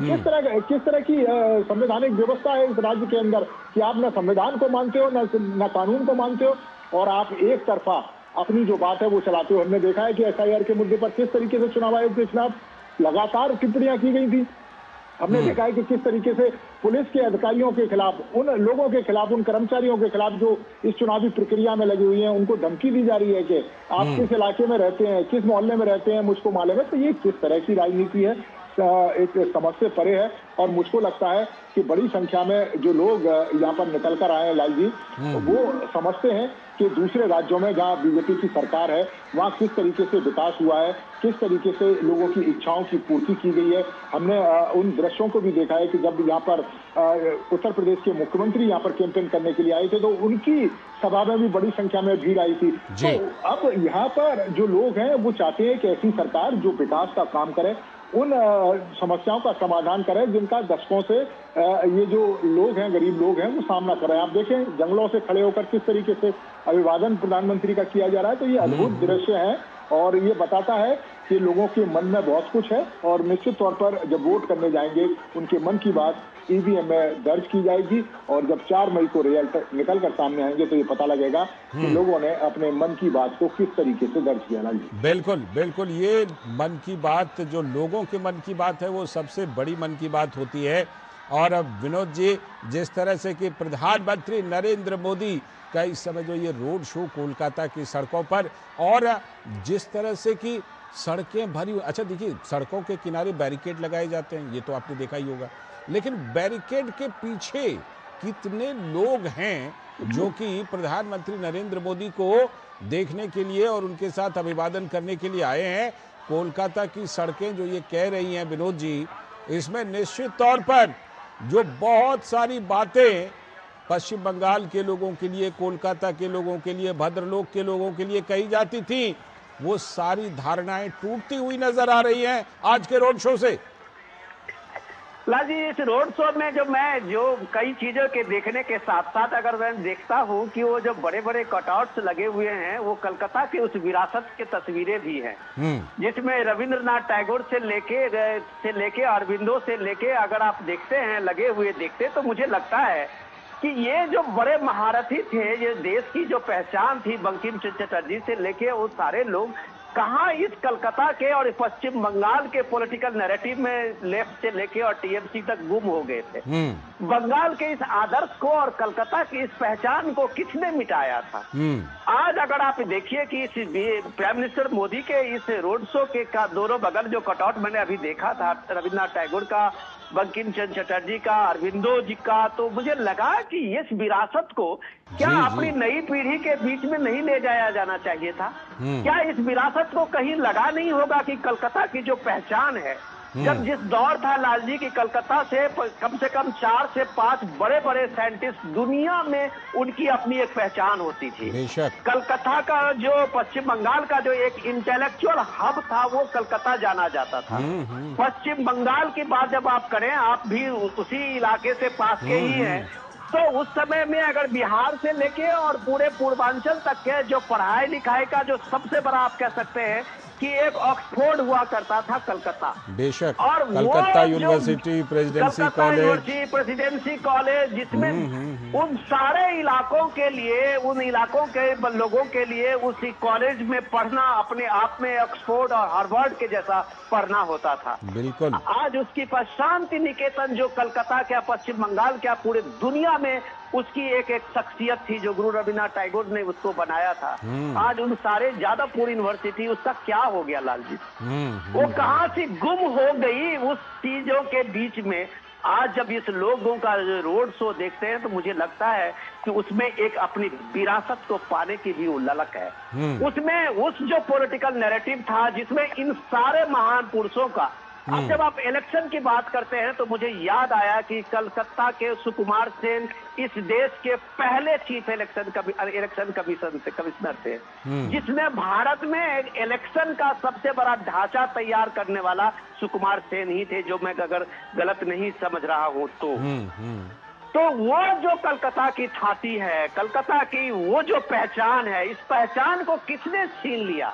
इस वोट के पॉलिटिक्स में और सत्ता पे कब्जा के पॉलिटिक्स में 32 साल तक लेफ्ट ने अपनी विरासतों को खोखला कर दिया। तो ममता बनर्जी अपनी मां मानुष की सो कॉल्ड नैरेटिव्स में पूरी कलकत्ता की पहचान बिगाड़ दी। कलकत्ता जो इंडस्ट्री का सबसे बड़ा हब हुआ करता था लाल जी, उस कलकत्ता से इतने बड़े इंडस्ट्री के हब को किसने छीन लिया? आज अगर देश के आप दूसरे कोस्टल स्टेट में जाएं और जो उनका जीडीपी देखें, तो आपको लगेगा कि कैसे ह्यूमन इंडेक्स में और वेल्थ काउंटर में बंगाल सबसे पीछे चला गया। इसका दोषी कौन है? तो ये दोषी जब है तो लोग इस बात को मान रहे हैं आज, और उनको जब एक भरोसा मिला है, उनको जब एक रास्ता दिखा है, तो वो उस विरासत की पहचान को आगे बढ़ाने आए हैं। वो कलकत्ता की इस शान को आगे बढ़ाने आए हैं। तो प्राइम मिनिस्टर मोदी के काफिले के साथ चलते हुए हजारों लोगों को अपने देश के अलग अलग हिस्से में रोड शो देखा होगा, लेकिन ये भीड़, ये उत्साह, ये उमंग, ये लोगों की आकांक्षा शायद आप किसी भी रोड शो में नहीं देखे होंगे, अगर मैं गलत नहीं कर रहा हूं। हम लोग प्राइम मिनिस्टर मोदी के त्रिपुरा से लेके और नॉर्थ ईस्ट से लेके चेन्नई से लेके हर जगह के रोड शो, केरल के त्रिवेंद्रम से लेके देश के हर हिस्से में प्राइम मिनिस्टर मोदी का रोड शो होता है। लेकिन आज इस रोड शो में जो विलक्षणता है, लोगों में जो खुशी है, लोगों में जो चमक है, उसको अगर आप पढ़ पाए लाल जी, तो ये चमक है अपनी वो विरासत को, अपनी उस पहचान को, अपनी उस शाश्वत जो कलकत्ता और पश्चिम बंगाल का आभा है उसको लौटाने का। तो आप आज देखिए कलकत्ता को एक उम्मीद जगी है, पश्चिम बंगाल को उम्मीद जगी है कि कल पश्चिम बंगाल, कलकत्ता भी एक टूरिस्ट का हब हो सकता है, एक इंडस्ट्री हब हो सकता है। और ये इंडस्ट्री हब हो सकता है तब जब ये पश्चिम बंगाल को ये जो झूठ का एक लेफ्ट आइडियोलॉजी और ये सब सारे जो फिलॉसफी है उसको लोगों को जब आप दरकिनार देखते हुए देखेंगे, उसको जब इस फिलॉसफी को जो इनइक्वालिटी के नाम पे 32 साल तक किस तरह से बंगाल को रौदा था, आज जब आप देखते होंगे ममता बनर्जी के माटी मानुष के नाम पे जो लोगों को के साथ में एक छलावा हुआ था, एक फरेब हुआ था कि गरीबों को उनका हक नहीं मिला, बच्चों को उनको रोजगार नहीं मिला, एजुकेशन के लिए उनको अच्छे अच्छे स्कूल कॉलेज ढूंढने के लिए कलकत्ता से बाहर जाना पड़ा। तो ये बात आप कह सकते हैं कि लोगों ने इस बात को फिर से इस बात को रियलाइज किया है कि ये फिलॉसफी विकसित भारत संकल्प के फिलॉसफी के सामने में बहुत ओछा है। और इसलिए आज जब आप लोगों की ये भीड़ देखते हैं, ये उम्मीद देखते हैं, तो आपको मानिए कि प्राइम मिनिस्टर मोदी इस दौर में लोगों के साथ संवाद करके कम से कम ये भरोसा जरूर दिलाया है कि देश के अन्य हिस्से में जो विकास की ये रथ यात्रा चली है वो पश्चिम बंगाल में भी यात्रा चल सकती है। लोग अगर भरोसा करें, लोग अपने बैलेट और अपने वोट की ताकत को पहचाने, तो कलकत्ता भी एक दिन मुंबई हो सकता है। आज जिस तरह से हम देखते हैं कि लोग कमेंट कर रहे हैं, सोशल मीडिया पे लिख रहे हैं कि बंगाल के सारे मेड जो हैं वो चले गए हैं वोट करने, उन्हें कम से कम ये पता होनी चाहिए कि बंगाल कभी दुनिया में साइंटिस्ट भी भेजा करता था, बंगाल कभी दुनिया में सबसे बड़े डॉक्टर्स भी भेजा करता था, बंगाल सबसे ज्यादा जो प्रोफेशनल्स है आईटी के वो भी कभी भेजा करता था। तो आज इस बंगाल को किसने लूटा, किसने बंगाल की इस छवि को खत्म किया? तो हजारों के हाथ उठे हुए जो प्राइम मिनिस्टर मोदी का जो संकल्प, मैंने सेल्फी लेते हुए आप देख रहे हैं, ये वही संकल्प है, यही पहचान वापस करने का संकल्प है, ये भीड़ की ये उम्मीद है जो आप आज हम इसमें पोलिंग परसेंटेज में देख रहे हैं। ये उम्मीद है कि लोगों का कारवां आप इस भीड़ से निकल करके वोटिंग पे पोलिंग बूथ पर जाते हुए देख रहे हैं। तो मुझे लगता है कि लोकतंत्र में इससे शानदार उदाहरण हो नहीं सकता। जब आपने परसों सुप्रीम कोर्ट के चीफ जस्टिस को जो खुशी मनाते हुए देखा था, सुप्रीम कोर्ट ने जिस तरह से लोगों की इस भीड़ को, लोगों के पोलिंग टर्नआउट को लेकर खुशी व्यक्त की थी, तो दुनिया में, भारत में कोई भी ऐसा लोग नहीं होगा जो इसको एक्नॉलेज नहीं करेगा। लोगों की इस मौजूदगी को, लोगों की इस भीड़ को, लोगों की इस प्रेजेंस को, वोटिंग टर्नआउट को, ये कलकत्ता ने, ये पश्चिम बंगाल ने एक नई दिखाई है। बिल्कुल बिल्कुल, आपने जो बात कही, निश्चित तौर पर पश्चिम बंगाल के बारे में ये कहा जाता था कि बंगाल जो आज सोचता है बाकी पूरा देश उसको कल सोचता है। बंगाल का वैभव, कलकत्ता का वैभव, राजधानी कलकत्ता जो कि अब कोलकाता कहलाती है, उसके वैभव। नीरज, आप इस रोड शो में वहां के लोगों से भी आपका संवाद निश्चित तौर पर हुआ होगा जब आप वहां पर मौजूद हैं। वो जो वैभव पाने की, वापस पाने की ललक जिसका अभी जिक्र विनोद जी कर रहे थे और प्रधानमंत्री नरेंद्र मोदी जिस तरह से वहां पर लोगों से जुड़ रहे हैं, क्या वो ललक भी लोगों में आपको वहां दिखाई पड़ती है जिसकी वजह से ये बदला बदला सा बंगाल, बदला बदला सा कोलकाता शहर और कोलकाता की सड़कें दिखाई पड़ रही हैं? कि उमस भरी इस भीषण गर्मी में अगर कोई व्यक्ति दोपहर के 2 बजे से लेकर और शाम को 6:45 बजे तक खड़ा हुआ है सिर्फ प्रधानमंत्री को देखने के लिए, तो ये भीड़, ये लोग अचानक से आए हुए नहीं है और ना ही कोई बुलाए गए हैं। आप देखें कि इतनी भीषण गर्मी में खड़े होने के बावजूद भी उनके चेहरे पर एक चमक दिखाई दे रही है, उनके चेहरे पर एक आस दिखाई दे रही है, बदलते बंगाल की आस दिखाई दे रही है। उन युवाओं को एक उम्मीद दिखाई दे रही है कि आने वाला कल बेहतर हो सकता है। उन महिलाओं को एक भरोसा दिखाई दे रहा है कि आने वाले समय में वो रात को 12 बजे भी अपने काम के सिलसिले में बंगाल की सड़कों पर घूम सकती हैं। जो बुजुर्ग महिलाएं हैं, जो खासतौर से जो बुजुर्ग पुरुष हैं, उनको दिखाई दे रहा है, गरीब लोगों कि वो 5 लाख का जो बीमा है, जिस इलाज की उनको जरूरत है, वो संभव हो सकता है। किसानों को वो आस दिखाई दे रही है। तो ये दृश्य तो लाल जी कम से कम वही बता रहे हैं। और इनमें सबसे ज्यादा आप देखें कि आधी आबादी का जो उल्लास है वो आपको खास तौर से दिखाई देगा। और ये आधी आबादी आप देखें कि प्रथम चरण का जब मतदान हुआ था, उस प्रथम चरण के मतदान में बढ़ चढ़कर हिस्सा लिया था इस आधी आबादी ने। और आप देखें कि जब प्रधानमंत्री इस बात की जिक्र करते हैं कि सबका साथ सबका विकास, तो उस सबका साथ सबके विकास में उस हर गरीब व्यक्ति तक की उन योजनाओं की पहुंच को पहुंचाने का संकल्प है प्रधानमंत्री का, जो आज टीएमसी सरकार में संभव नहीं हो पा रहा है, क्योंकि राजनीतिक जो द्वेष है वो सामने आ जाता है। हमने इस तरह का दुर्लभ राजनीतिक द्वेष है वो कभी देखा नहीं है। भवानीपुर में लाल जी कल सभा हो रही थी और ममता बनर्जी उस सभा को छोड़कर चली गई सिर्फ इसलिए कि शुभेंदु अधिकारी भी बगल में कहीं सभा हो रही थी, उसको संबोधित कर रहे थे। हमने उन दृश्यों को देखा है कि प्रधानमंत्री राहुल गांधी से संसद भवन में मिलते और काफी देर तक खड़े होकर बातचीत करते। राजनीतिक विचारधारा अलग अलग हो सकती है, लेकिन ये किस तरह का देश है कि अगर कोई पॉलिटिकल पार्टी के लोगों के द्वारा अगर कोई रैली को संबोधित किया जा रहा है तो आप गुस्से में चली जाती हैं, आप जिस तरीके के आरोप लगाती हैं। तो ये बदले की राजनीति हमको दिखाई दे रही है। और मुझको लगता है कि पश्चिम बंगाल के लोगों को भी पसंद नहीं आ रहा है कि ममता बनर्जी जिस तरीके से लगातार प्रहार कर रही हैं, लोकतांत्रिक संस्थाओं पर प्रहार कर रही हैं, सरकारी कर्मचारियों पर प्रहार कर रही हैं, उनके जो नेता हैं, उनके जो समर्थक हैं, वो जिस तरीके से जनता से कटमनी लेते हैं, जिस तरीके से करप्शन का खेल खेला जाता है, मुझको लगता है कि उसी चीजों को जड़ से मिटाने के लिए आज के रूप में ये लाखों की संख्या में जो लोग हैं वो आए हैं। हावड़ा में भी हमने लाल जी इसी तरह का दृश्य हावड़ा में भी हमने देखा था कि महिलाएं और जो युवा हैं वो बड़ी संख्या में खड़े हुए थे। और आप देखें कि जब भारतीय जनता पार्टी ने अपना जो मैनिफेस्टो जारी किया लाल जी, उसमें उन तमाम चीजों को समाहित किया गया। आप देखें कि महिलाओं के लिए आर्थिक सहायता जो देने की जो बात है गरीब महिलाओं को, उसका जिक्र प्रधानमंत्री और जो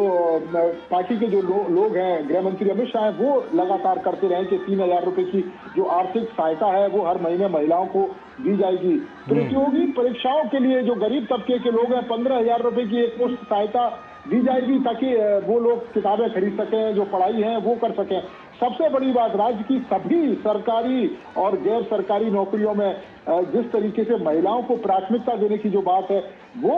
पार्टी कर रही है, उन्होंने अपने मैनिफेस्टो में जिक्र किया। और खासतौर से महिला सुरक्षा को लेकर दुर्गा सुरक्षा स्क्वाड नाम से एक विशेष पुलिस महिला बल का जो गठन है वो किया जाएगा, ताकि महिलाओं में जो असुरक्षा की भावना है लाल जी, वो असुरक्षा की भावना दूर हो सके। महिलाएं अपने मन की बात उन महिला पुलिस कर्मियों को बता सकें, उन थाने में जाकर जो आज पुलिस कर्मचारी या पुलिस के जो लोग हैं वो जिन्हें डरा धमकाकर भगा देते हैं अगर वो अपनी शिकायतें दर्ज करने जाती हैं। समान नागरिक संहिता का जिक्र किया है कि 6 महीने के अंदर पश्चिम बंगाल में यूसीसी को लागू किया जाएगा अगर भारतीय जनता पार्टी की सरकार बनती है। हमने देखा है कि मथुरा कम्युनिटी के लोग करोड़ों की संख्या में जो लोग हैं एक आस लगाए बैठे हैं, उनकी आस आज तक पूरी नहीं हुई। राजनीतिक जो लाभ है तमाम पॉलिटिकल पार्टियों ने उनसे लिया, टीएमसी ने भी लिया, जो वाम सरकार है उन्होंने भी लिया, लेकिन उनकी इच्छाओं को कभी पूरा नहीं किया गया। आप देखें कि जिस तरीके से करप्शन का यहाँ पर खेल खेला गया, 15 वर्षों से लगातार यहाँ पर कट मनी करप्शन के जो तमाम मामले हैं उस पर व्हाइट पेपर जारी करने का जो बात है वो भारतीय जनता पार्टी ने कही है। और सिंडिकेट राज का खत्म, उसका खात्मा किया जाएगा। खासतौर से भारतीय जनता पार्टी अपने मैनिफेस्टो में जिक्र इस बात का करती है। और सबसे बड़ी बात है कि जो तस्करी है, खासतौर से हमने देखा है कि यहाँ से कोयला, बालू और गौ तस्करी बड़े पैमाने पर होती है, उस पर लगाम लगाने की बात की जा रही है। बांग्लादेश से बड़ी संख्या में जो घुसपैठ है वो इस राज्य में होती है और हमने देखा है कि किस तरीके से घुसपैठ के तमाम केस सामने आए हैं। किस तरीके से टीएमसी के लोगों ने उनके आधार कार्ड से लेकर तमाम राशन कार्ड, तमाम ऐसे जो सरकारी डॉक्यूमेंट्स हैं उनको बनवाने में सहायता की है। ये तमाम तथ्य सामने उजागर हुए हैं। लाल जी, हमने देखा है कि किस तरीके से बंगाल से चलते हुए दिल्ली तक लोग पहुंचे हैं। दिल्ली में दिल्ली पुलिस ने कार्रवाई की थी, बड़ी संख्या में बांग्लादेशियों को जो अवैध तरीके से यहाँ पर रह रहे थे उनको निकालकर वापस बांग्लादेश में भेजा था। लाखों की संख्या में अगर ये बांग्लादेशी यहाँ पर रहेंगे जो अवैध तरीके से बांग्लादेश में आए, तो निश्चित तौर पर पश्चिम बंगाल के जो लोग हैं उनके जायज हक है, उनका संसाधन है, उन्हीं का ये लोग दुरुपयोग कर रहे हैं और जो एक्चुअल संसाधन जिनको जरूरत है उनको वो संसाधन नहीं मिल पाता है। तो मुझे लगता है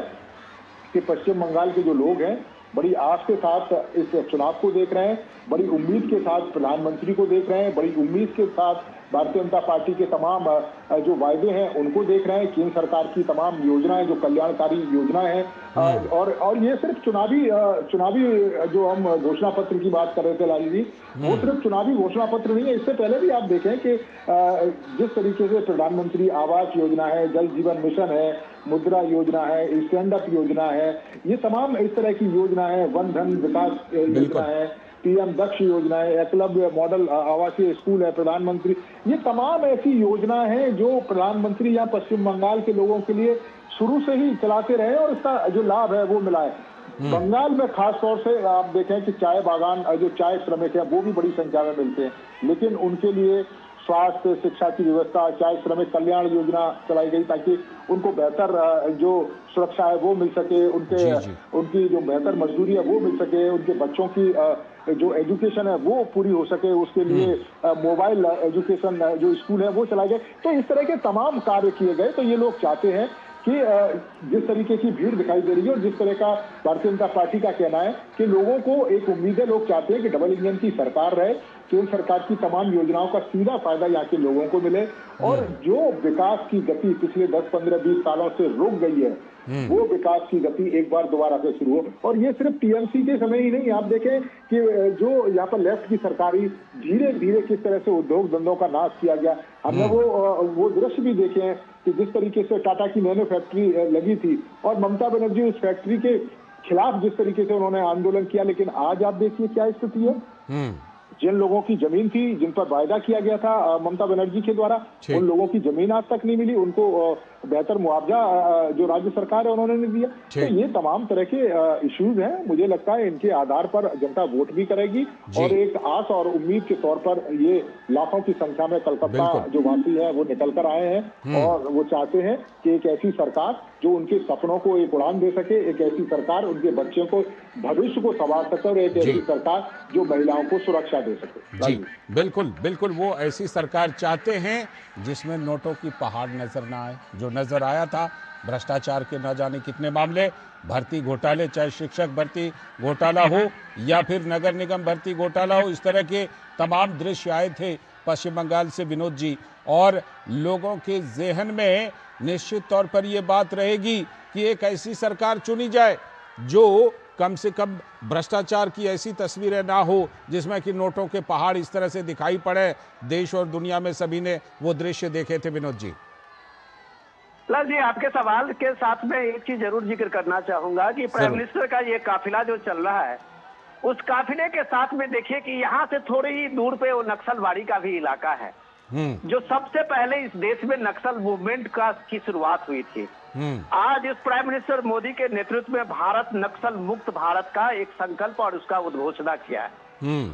तो बदलाव कैसे होता है ये पश्चिम बंगाल के लोग जरूर महसूस करते होंगे कि नक्सलवाड़ी से चला हुआ लेफ्ट के हार्डकोर माओइस्ट का वो आंदोलन कैसे पूरे देश में एक रेड कॉरिडोर बना लेता है और देश के 300 पिछड़े जिलों में वो अपना आधिपत्य जमा लेता है। पशुपति से तिरुपति का तो आपको स्लोगन याद होगा लेफ्ट के दौर में, और वो किस तरह का दौर था जो छत्तीसगढ़ से लेके झारखंड, बिहार से होते हुए उड़ीसा और कर्नाटक से होते हुए तेलंगाना, आंध्र प्रदेश के रीजन महाराष्ट्र तक वो किस तरह का फैला था। और आज जिस संकल्प के साथ प्राइम मिनिस्टर मोदी के नेतृत्व में नक्सल भारत की बात आप कहते हैं, तो आज का दिन में आप ये जानिए कि नक्सल के 14 पोलित ब्यूरो के मेंबर में से एक भी नहीं ये है जो एक्टिव है, सारे सरेंडर्ड है। या मारे गए हैं। एक भी टॉप कमांडर आप जंगल में हो, चाहे वो झारखंड में हो, चाहे लालगंज में, बंगाल के लालगंज में हो, या बस्तर के रीजन में हो, ये आज की तारीख में नक्सल मुक्त है। अगर ये नक्सल मुक्त है, जंगल महल के आपने देखा होगा ममता सीपीएम के दौर में, जब केशव पटनायक का वो जो दौर था, उस समय में कितना जबरदस्त लालगंज का पूरा एक लाल किला बन गया था। यूपीए का दौर था, आपने देखा था किस तरह से गवर्नमेंट नीचे, यहाँ की लोकल गवर्नमेंट और सेंटर की गवर्नमेंट उस नक्सल के में सरेंडर एक तरह से लालगंज के उस माफिया के सामने में उन्होंने लगभग कर दिया था। आज के भारत में, आज का भारत है जो नक्सल मुक्त भारत कहता है और करके दिखाता है। ये संकल्प जो है, जो प्राइम मिनिस्टर मोदी कहते हैं संकल्प से सिद्धि तक, ये कोई स्लोगन नहीं है। ये लोगों ने नक्सल मुक्त भारत को होते हुए देखा है लाल जी। ये नक्सल के प्रभाव से पूरे बंगाल की जो आप देखते हैं माओवादी आंदोलन हो या सीपीआई सीपीएम के बाद टीएमसी का जो नैरेटिव्स हो, उसने बंगाल को किस तरह से खोखला किया है, उसी का जिक्र नीरज और आप कर रहे थे, शारदा से लेकर नारदा तक। बिल्कुल। और आप लोगों को बेवकूफ बनाते रहे, इनइक्वालिटी को इक्वालिटी में लाते रहे, और इधर चिट फंड घोटाले से लेके हेल्थ घोटाले से लेके आपने सरकारी ऐसी कोई ऐसी नहीं थी, मनरेगा से लेके, जिसमें आज की तारीख पश्चिम बंगाल में सीबीआई की जांच नहीं हो रहा हो। यह सीबीआई की जांच कोई सेंट्रल गवर्नमेंट ने नहीं किया है, कलकत्ता हाई कोर्ट ने किया। आपने कई स्टोरी की होगी। हर घोटाले की जांच कलकत्ता हाई कोर्ट ने सीबीआई से करवाई है, जबकि वहां ममता बनर्जी ने सीबीआई ईडी को वहां एंट्री बंद की थी। लेकिन हर मामले में कलकत्ता हाई कोर्ट ने सीबीआई और ईडी को वहां जांच के लिए उसने इसकी परमिशन दी थी और जांच करवाई थी। तो ये पश्चिम बंगाल को ये हो क्या गया है लाल जी, मैं इसी की बात करता हूँ। तो आप देखिए कि मैं जॉर्ज बर्नार्ड शॉ का वो कोट करता हूं कि अगर आप 20 साल के हैं और आपको लोगों की इनक्वालिटी देख के दिल नहीं धड़कता है, तो इसका मतलब है कि आपके पास में दिल नहीं है। लेकिन वही जॉर्ज बर्नार्ड साहब ने कहा कि आप 30 साल के हो गए हैं और आपके पास अपना डेवलपमेंट का कोई खाका नहीं है, प्रोग्रेस का कोई सीन नहीं है, तो आप मानिए आपके पास दिमाग नहीं है। तो इस शहर को, इस स्टेट को किसने कुंद किया हुआ था लाल जी, इस सो कॉल्ड इनइक्वालिटी के नाम पे, ये सो कॉल्ड सेकुलरिज्म के नाम पे, ये सो कॉल्ड वोट बैंक के नाम पे, किसने इस शहर के इस आभा को,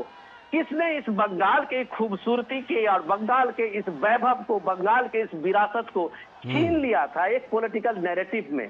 कभी माओइस्ट का आंदोलन, कभी कम्युनिस्ट का आंदोलन, कभी ममता बनर्जी का अपना नैरेटिव,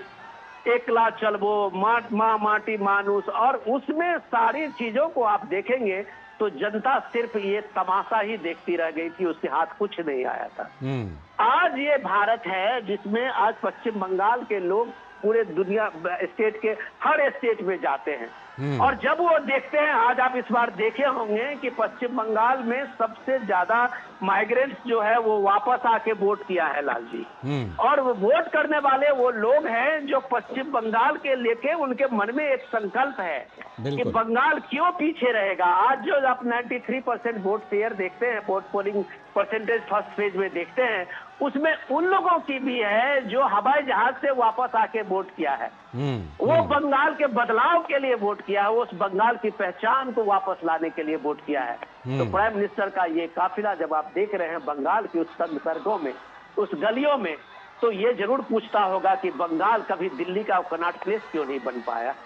बंगाल कभी मुंबई का वो बाजार क्यों नहीं बन पाया, बंगाल कहीं वो चौपाटी का वो सीन क्यों नहीं आया, बंगाल का वो जो बीच है वो कभी टूरिस्ट प्लेस का नहीं बन पाया, बंगाल के जो सांस्कृतिक विरासत है उस देश की पहचान क्यों नहीं बन पाया। बंगाल का आप हर कोना देखिए, चाहे वो भक्ति मूवमेंट में देखिए, चाहे आप एजुकेशन में देखिए, चाहे आप सिविलाइजेशन के, भारत के सिविलाइजेशन में उसकी पहचान को देख लिए, बंगाल इस देश की छाती है। और इस बंगाल को आपने किस किस नैरेटिव से पूरे उसको अलग थलग कर दिया। आपने माँ माटिस और बंगाली मानुस कह के आपने उस बंगाल को पूरे देश की विकास धारा से रोक दिया, सिर्फ अपने वोट बैंक के कारण, सिर्फ अपना पॉलिटिकल हेगोमोनी के कारण। तो आप उसकी पहचान खत्म कर दी। आज जब आप उसके कटआउट देखते हैं, मैं बहुत सुंदर सा कटआउट देख रहा था, उसमें जहां सबसे पहले भक्ति मूवमेंट की शुरुआत हुई थी, मैं नाम भूल रहा हूँ, नादिया का,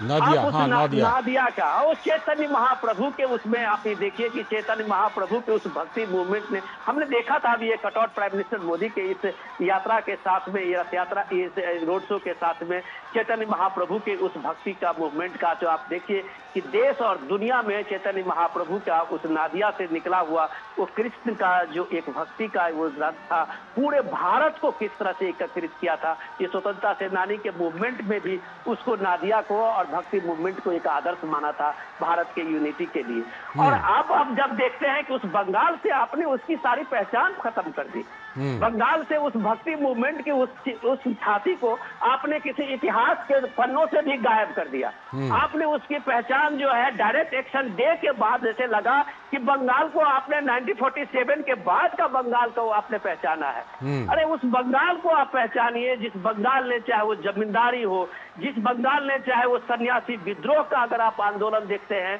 तो इसी बंगाल से हुआ था, जो भारत के स्वतंत्रता संग्राम का पहला आंदोलन था, लाल जी, अगर आप इतिहास में झांकिए तो।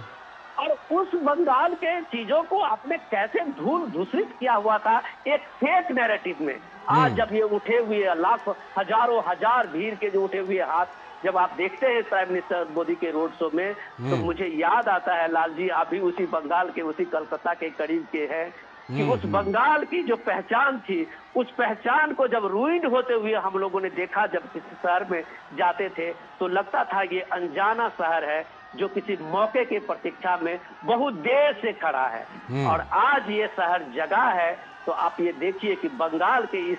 कोलकाता के इस सबसे पुराने शहर के सबसे पुराने गलियों में प्राइम मिनिस्टर मोदी का ये कारवां जाते हुए, तो लोगों का उत्साह देखिए, लोगों के कारवां के साथ में ये उमंग देखिए, जैसे लगता था कि ये शिथिल होते हुए, एक ऊर्जा विहीन होते हुए इस कलकत्ता को किसने ऊर्जा से लबालब भर दिया है। एक कुछ करने का संकल्प आप इन बच्चियों को देखिए कि कितने घंटों से खड़ी हुई होगी इस मौके की प्रतीक्षा में कि कारवां उनके सामने से गुजरेगी। और आप ये कह सकते हैं कि ये उत्सुकता जो है लोगों के, ये उत्साह जो है लोगों में, ये उमंग जो है लोगों में, वो एक उमंग, बंगाल की वो पहचान, बंगाल की वो शान, बंगाल की वो विरासत, ये पहचान पाने के जो उमंग है, ये प्राइम मिनिस्टर मोदी की इस कारवां के साथ आप चलते हुए देख रहे हैं लाल जी। बिल्कुल बिल्कुल, ये तस्वीरों में दिखाई पड़ रहा है। और विशेष रूप से जो आपने कहा कि ये एक, जिसे कहते हैं ना कि ये आकांक्षी बंगाल, जो एक अलग तरह की आकांक्षा, एक अलग तरह की उम्मीदों के साथ ऐसा लगता है कि सड़कों पर उतर आया हो। नीरज सिंह हमारे संवाददाता हमारे साथ बने हुए हैं। नीरज, हमने महिलाओं की बात की, जो पश्चिम बंगाल के युवा हैं उनके मन की भी बात अगर हम करें तो इस बार ऐसा लग रहा है कि उनके मन में भी एक अलग सी बात है, एक अलग सी आकांक्षा है, उनकी आंखों में उम्मीदों की एक अलग सी चमक है। और कारण भी है। आप देखें कि पिछले 15 सालों में जिस तरीके से करप्शन के यहाँ खेल खेला गया, सबसे ज्यादा जो मार है इन युवाओं को ही उसकी झेलनी पड़ी। आप देखें कि जॉब जो अपॉर्चुनिटी है वो बहुत धीरे धीरे कम होती गई है। बड़ी संख्या में पढ़े लिखे जो युवा हैं वो पलायन कर रहे हैं। और इसके पीछे आप देखें कि सबसे बड़ा कारण क्या है लाल जी, इसके पीछे सबसे बड़ा कारण है करप्शन, भ्रष्टाचार। आप देखें कि कोई भी योजना इनकी ऐसी नहीं है जो करप्शन की भेंट ना चढ़ी हो। आप देखें कि स्कूल सेवा आयोग में जहां भर्ती हुई थी शिक्षकों की, उसमें बड़े पैमाने पर करप्शन का खेल खेला गया। इनके शिक्षा मंत्री हैं पार्थ चटर्जी, उनको भी गिरफ्तार किया गया। उनके सहयोगी अर्पिता मुखर्जी के यहाँ से, जिसका जिक्र कर रहे थे लाल जी, करोड़ों की जो बंडल आपको दिखाई दिए थे, जो पहाड़ जैसे बंडल, वो उस अर्पिता मुखर्जी के यहाँ से मिले थे। और आप देखें कि चिटफंड घोटाला हो, शारदा हो, रोज वैली हो, हमने देखा है कि 15-15 हजार, 20-20 हजार करोड़ के घोटाले। और ये घोटाले कहाँ थे? ये टीएमसी के नेताओं और टीएमसी के जो समर्थक जो लोग हैं उनको उन्होंने बंदरबाट किया है। इनका राशन घोटाला का जिक्र हम अभी थोड़ी देर पहले कर ही रहे थे। और आप देखें कि नगर पालिका में भर्ती घोटाला, ये मैं वो नाम गिना रहा हूँ लाल जी क्योंकि मैं ईडी फॉलो करता हूँ और मुझे मालूम है किस तरीके के घोटाले यहाँ पर किए गए हैं। नारद स्ट्रिंग ऑपरेशन हमने देखा है कि किस तरीके से जो प्रतिनिधि हैं वो कंपनियों से पैसे ले रहे थे। तो एक बड़ी लिस्ट है और इनके नेता उसमें लिप्त है। हमने देखा है कि एक दौर था लाल जी, जिसका जिक्र विनोद जी भी कर रहे थे, कि बंगाल जो आज कहता है और जो देश के जो दूसरे हिस्से हैं वो कल उसको फॉलो करते हैं। आप देखिए कि लालगढ़ की जिस घटना का जिक्र कर रहे थे, मैं गवाह हूं उस घटना का लाल जी। जो मिदनापुर से जिस समय हम लालगढ़ जा रहे थे तो 20 साल तक माओवादियों का कब्जा था लालगंज पुलिस स्टेशन के ऊपर। तो आप समझिए कि किस तरह की स्थिति थी यहाँ पर पश्चिम बंगाल के अंदर कि जो पुलिस स्टेशन है उसके ऊपर जो नक्सलवादी है उनका कब्जा हो। सबसे बड़ा जो नक्सली है किशन, वो उस पूरे इलाके का सरगना बना हुआ था और सरकार उसके सामने सरेंडर थी। तो ये किस तरह की सरकार थी जो लोगों की इच्छाओं को पूरी नहीं कर पाती और नक्सलियों के सामने सरेंडर कर रखा था उन सरकार के उन तमाम लोगों ने। हमने वो दौर देखा है लाल जी कि जब यहाँ के सिनेमा से जुड़े हुए लोगों ने एक से एक बेहतरीन फिल्में बनाई थी और पश्चिम बंगाल का वो दृश्य दुनिया के सामने पेश किया था कि हर कोई देखकर ताज्जुब कर जाता था। लेकिन आज आप देखिए कि किस तरह की स्थिति है। हमने कई तरह की जो मूवी है, चाहे हम सत्यजीत रे की बात करें, ऋतिक घटक की बात करें, मिलाल, ये तमाम ऐसे लोग हैं जिन्होंने प्रतिनिधित्व किया है, यहाँ के कल्चर को सपोर्ट किया है, यहाँ की जो संस्कृति है उसको विश्व पटल पर लेके आगे गए। लेकिन आज किस तरह की संस्कृति है आप देखें, आज यहाँ किस तरह की चर्चा होती है, करप्शन की चर्चा होती है। आप देखें किस तरह की चर्चा होती है कि बांग्लादेश से अलग तरीके से जो घुसपैठ होती है उसकी चर्चा होती है। किसकी चर्चा होती है? कटमनी की चर्चा होती है। एक गरीब आदमी अपना मकान नहीं बना सकता, उसको रिश्वत के पैसे देने पड़ते हैं टीएमसी के पाले हुए गुंडों से। तो ये किस तरह का पश्चिम बंगाल है और किस तरह के पश्चिम बंगाल को हम लेकर चले आए। जिस ममता बनर्जी ने लेफ्ट सरकार की राजनीतिक हिंसा और लेफ्ट सरकार के जो करप्शन का जो खेल यहाँ पर खेला जा रहा था उसके खिलाफ सरकार बनाई थी और जनता ने सपोर्ट किया था। दीदी को नाम दिया था, ममता बनर्जी को दीदी बोला गया था और उस दीदी से एक आस के तौर पर पश्चिम बंगाल के लोगों ने देखा था कि यहाँ के लोगों का भला करेंगी, यहाँ की महिलाओं को सुरक्षा देंगी, युवाओं को रोजगार देंगी, तमाम जो पश्चिम बंगाल का जो विकास है जो रुका हुआ है वाम सरकार में उस विकास को गति देगी। लेकिन स्थिति क्या हुई 15 साल में आप देखें कि आज पश्चिम बंगाल एक तरीके से धीरे धीरे पीछे की ओर खिसकता जा रहा है। हमने दूसरे राज्यों को देखा है कि तेजी के साथ प्रगति कर रहे हैं। आप लाल जी कोलकाता से अगर आप पश्चिम बंगाल में चाहे उत्तर बंगाल में चले जाएं, आप दक्षिण बंगाल में चले जाएं, आपको 80 किलोमीटर की दूरी तय करने के लिए आपको 3-3, 4-4 घंटे लगेंगे। मैं आज ही आपको बताता हूं कि कोलकाता से ठाकुर द्वार जो दूरी है वो 70 किलोमीटर है। 3 घंटे लगते हैं उस दूरी को तय करने में। तो आप देखें कि 2047 तक हम जिस विकसित भारत की बात कर रहे हैं और उसमें आप रोड कनेक्टिविटी ऐसी कि 70 किलोमीटर में 3 घंटे का सफर तो आपको तय करना पड़ रहा है। आप देखें कि कहीं पर भी बड़े बड़े जो जिले हैं वो बेहतर तरीके से कनेक्ट नहीं है, डबल रोड नहीं है, हाईवे उतने बेहतर नहीं है। तो आपने किस तरह का जो पश्चिम बंगाल है वो कर दिया है। तो ये जनता है, मुझे लगता है कि 15 सालों में टीएमसी सरकार का जो शासन है इस जनता ने देखा है और निश्चित तौर पर विकास के नाम पर जनता ने वोट दिया है, अपने उन इच्छाओं के नाम पर वोट दिया है जिसका दमन पिछले कई दशकों से किया जा रहा है और उन भविष्य के नाम पर वोट दिया है जो युवा चाहते हैं कि उन्हें बेहतर भविष्य मिले, बेहतर विकल्प मिले। तो और उसी की जो झलक है वो इस रोड शो में आपको दिखाई दे रही है लाल जी कि आप देखें कि लाखों की संख्या में जो लोग हैं वो सड़कों पर उतर पड़े हैं और इस समय भी भीषण गर्मी में कोई सामान्य मौसम नहीं है। आप देखें कि 2 बजे से ही यहाँ पर लोग इकट्ठा होना शुरू हो गए थे। उस गर्मी में उस आस को देख रहे हैं कि आज जरूर ये गर्मी हम थोड़ी देर के लिए महसूस कर लेंगे, लेकिन हो सकता है कि आने वाला भविष्य उनका बेहतर हो, उनके बच्चों का बेहतर भविष्य बन जाए। उन्होंने जिस दंश को झेला है उनका जो भविष्य उनके जो बच्चे हैं उस दंश को ना झेले। और मुझको लगता है कि वही आप देखें कि छतों पर हमने देखा है कि खिड़कियों से किस तरीके से झांक रहे हैं। हमने देखा है कि सेल्फी जो लोग हैं वो ले रहे हैं, महिलाएं लगातार नाचते हुए प्रधानमंत्री के सामने हमको दिखाई दे रही हैं। तो ये उत्साह है और हमने वो दृश्य देखे हैं कि टीएमसी किस महिला समर्थन की बात करती है। हमने वो दृश्य देखा है कि टीएमसी ने जब महिला आरक्षण बिल आया था तो किस तरह का बर्ताव था टीएमसी का। आज आप देखें कि महिला मुख्यमंत्री है लेकिन जब महिलाओं के समर्थन की बात आती है, महिलाओं के आरक्षण की बात आती है, तो आप कदम पीछे कर लेते हैं। सबसे ज्यादा महिला प्रतिनिधित्व देने की बात टीएमसी करती है, लेकिन आप देखें कि राज्य के अंदर महिलाओं पर जो अत्याचार है वो किस तरीके से हो रहा है। खुद ममता बनर्जी अगर ये कह रही है कि 7 बजे के बाद महिलाओं को मेरे घर से नहीं निकलना चाहिए, तो वो किस तरह की सुरक्षित माहौल की बात कर रही है। आप देखें कि कोई संवैधानिक संस्था नहीं बची है जिस पर प्रहार ना किया गया हो, और एक तरीके से राजनीतिक मर्यादाओं को तार-तार होते हुए हमने इस इलेक्शन में देखा है। भाषा की मर्यादा का जो स्तर है वो इतना गिर गया है कि वो आज से पहले हमने कई सारे इलेक्शन कवर किए, लेकिन वो हमने नहीं देखे। तो ये अलग तरह की राजनीति ममता बनर्जी कर रही है, पता नहीं ये अजीब तरह की बौखलाहट है या पहले चरण का जो वोटिंग परसेंटेज है उसको देखकर इस तरह की बौखलाहट आई है। लेकिन हाँ, इतना जरूर है कि जनता विकास के नाम पर, जनता बेहतर भविष्य के नाम पर, जनता बेहतर अपॉर्चुनिटी के नाम पर, जनता बेहतर सुरक्षा के नाम पर और जनता बेहतर संभावनाओं के आधार पर वोट करने निकली है। अब ये तो तय होगा कि 4 तारीख को किसका जो नसीब है वो खुलेगा और किसको हार का सामना करना पड़ेगा। लेकिन हाँ, इतना जरूर है कि भारतीय जनता पार्टी जिस तरीके का उसका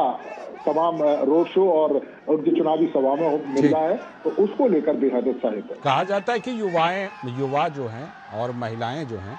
वो तय काफी हद तक कर देते हैं कि नतीजा किस तरफ जाएगा। लेकिन विनोद जी, जिस तरह से हमने युवाओं को देश के अलग अलग हिस्सों से पश्चिम बंगाल आते हुए दृश्य देखे, पश्चिम बंगाल कोई ट्रेन पकड़ करके आया, कोई फ्लाइट से आया और आकर के वोट डाल दिया या डाल रहे हैं, दूसरे चरण में भी डालेंगे। युवाओं के मन में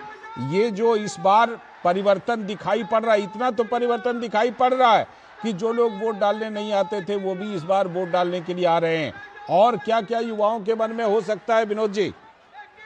लाल जी, आपने बहुत सही पूछा है। पश्चिम बंगाल में अगर आप कहिए इस समय में जो वोटर्स हैं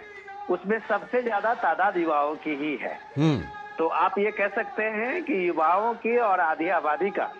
जो इस दौर में आप देखते हैं वोटर्स को लेके, खास करके जेएनजी को लेके, तो वो आप इसलिए इस चीज को कह सकते हैं कि वो आज की तारीख में जो बंगाल की फिलोसफी को लेके और नैरेटिव्स को लेके जो चुनाव होते रहे 40-50 साल में, वो उसको एक बेईमानी सी लगती है।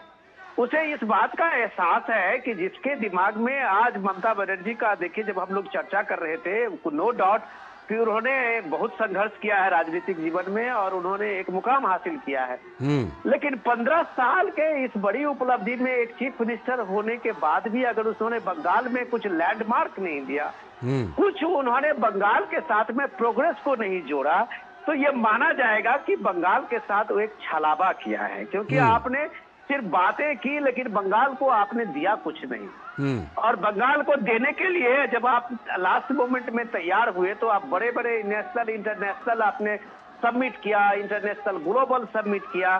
सैकड़ों करोड़ रुपए गवर्नमेंट के और एक्सचेकर के खर्चा हुए, लेकिन एक भी इन्वेस्टमेंट बंगाल में नहीं आया, एक भी इन्वेस्टमेंट कलकत्ता में नहीं आया। वजह इनसिक्योरिटी, वजह भरोसा। तो पश्चिम बंगाल की सरकार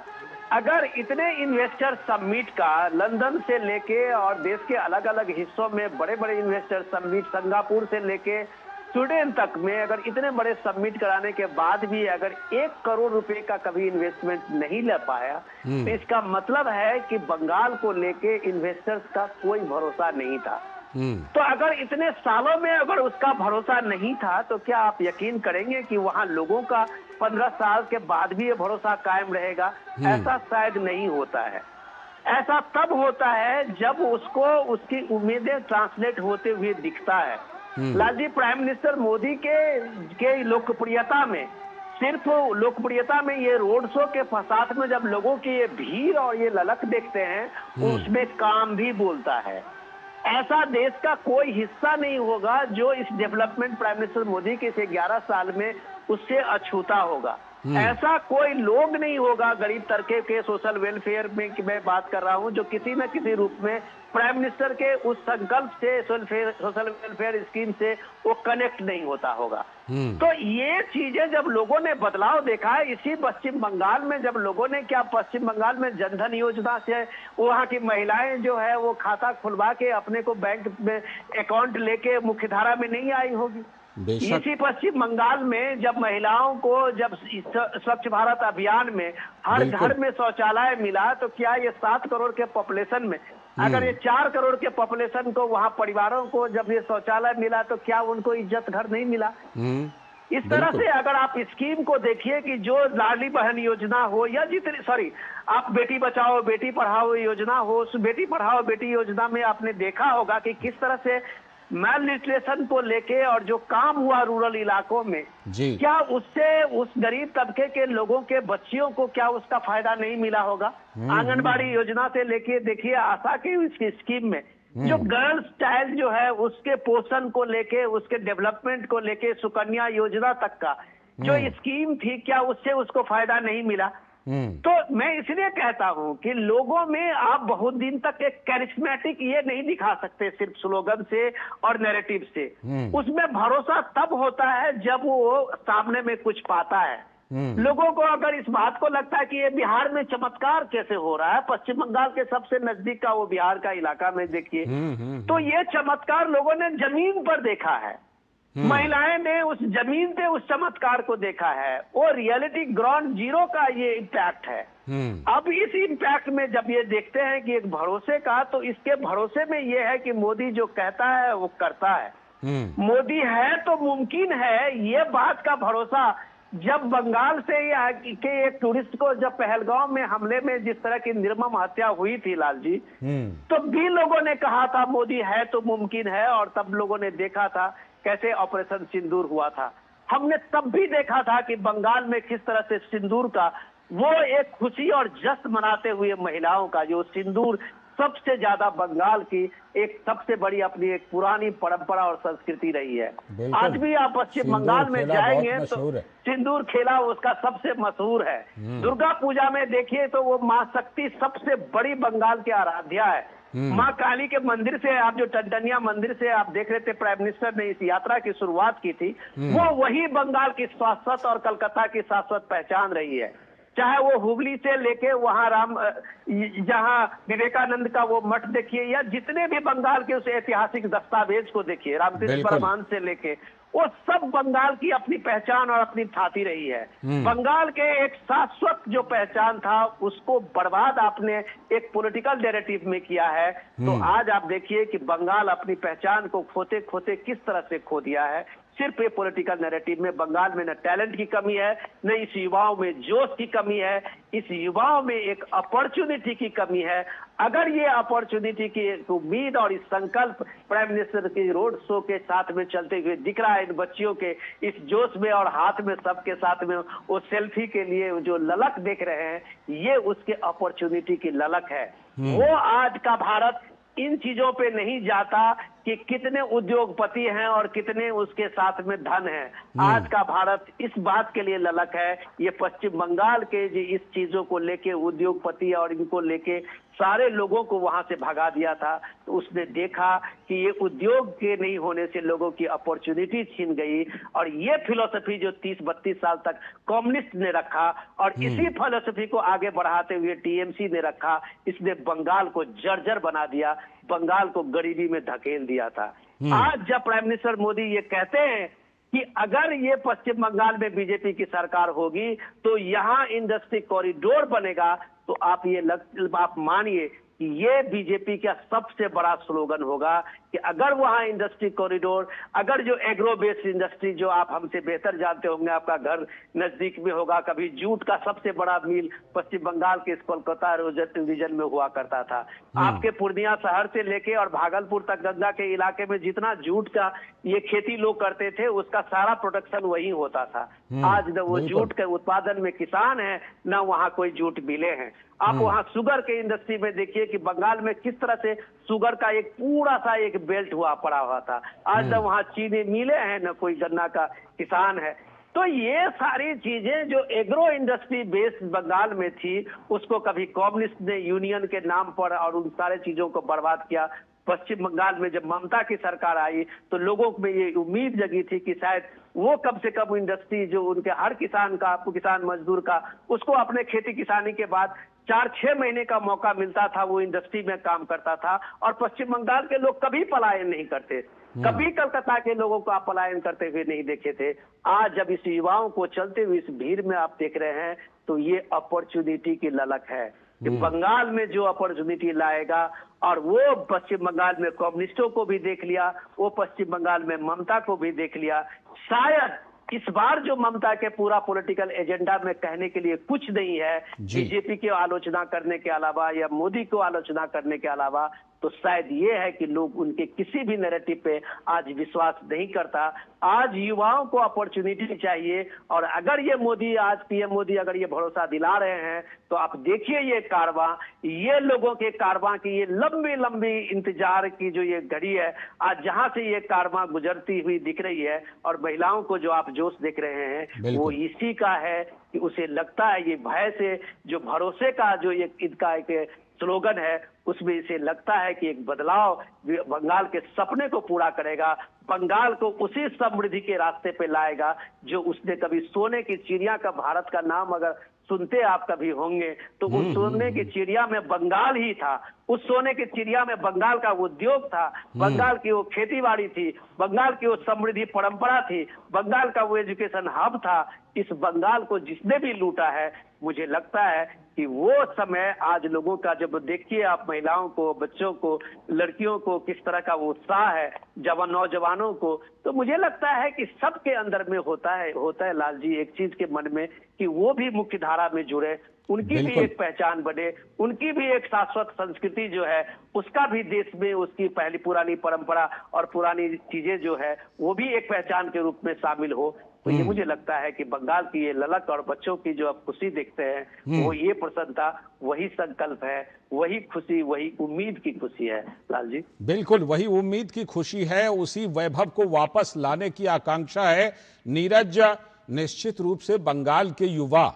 अपने बुजुर्गों से अपने घर में ये बात जरूर सुनते होंगे कि एक समय था जब उत्तर भारत के कई राज्यों से लोग पश्चिम बंगाल के अलग अलग शहरों में, कारखानों में, उद्योग धंधों में काम करने के लिए जाते थे। आज का दृश्य क्या है? आज का दृश्य यह है कि पश्चिम बंगाल के लोग बाहर में रोजगार कर रहे हैं और तभी तो वोट डालने के लिए अलग अलग माध्यमों से आए भी हैं। ये जो बात है ये कहीं ना कहीं पश्चिम बंगाल के युवाओं, वो चाहे पुरुष हो महिला हो, उनके मन को जरूर ये बात कहीं ना कहीं छू रही होगी कि कभी हमारा पश्चिम बंगाल ऐसा था जहां पर इतने उद्योग धंधे और कारखाने थे, जिस बात का अभी जिक्र विनोद जी कर रहे थे नीरज, वो आकांक्षा वहां युवाओं के मन में विशेष रूप से।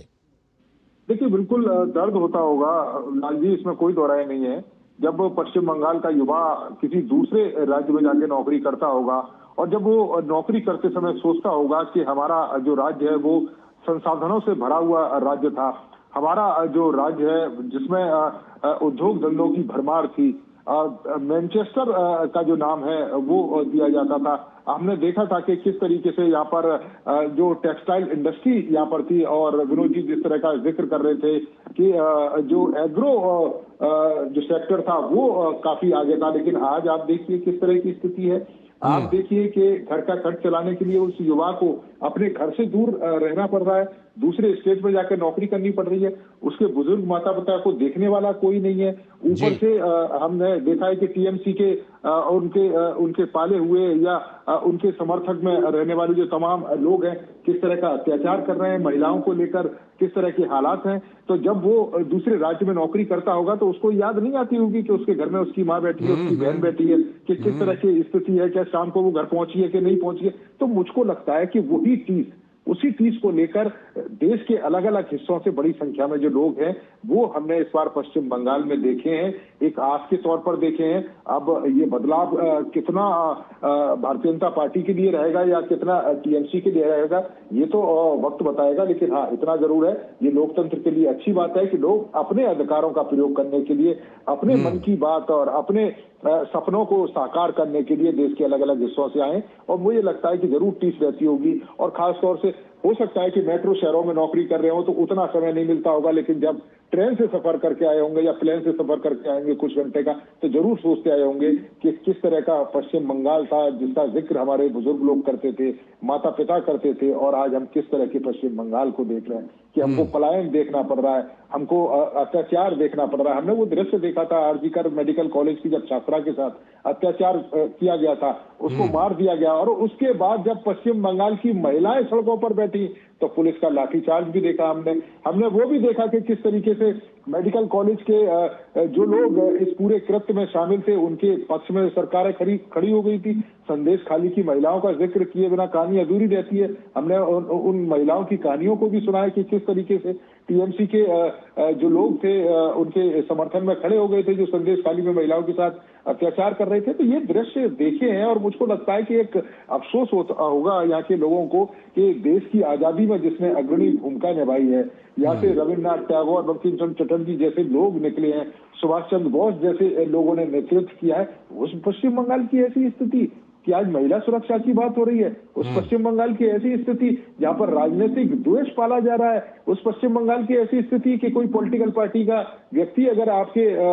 बगल में राजनीतिक रैली कर रहा है तो आप मन छोड़ के चले जाए, तो ये किस तरह की राजनीति है? मुझे लगता है कि जरूर ये जो लोग हैं वो सोच रहे होंगे, और ये युवा और महिलाएं बड़ी संख्या में उनका निकलना एक बड़ा संदेश भी देता है। बिल्कुल, ये बड़ा संदेश है युवाओं का और महिलाओं का, जो कि इतने उत्साह में कोलकाता की सड़कों पर निकल कर आए हैं प्रधानमंत्री नरेंद्र मोदी के रोड शो में। और ये बात सिर्फ रोड शो की नहीं है, बल्कि प्रधानमंत्री नरेंद्र मोदी जहां जहां भी पश्चिम बंगाल में रैली कर रहे हैं वहां पर भी लोगों की काफी उपस्थिति होती है, और न सिर्फ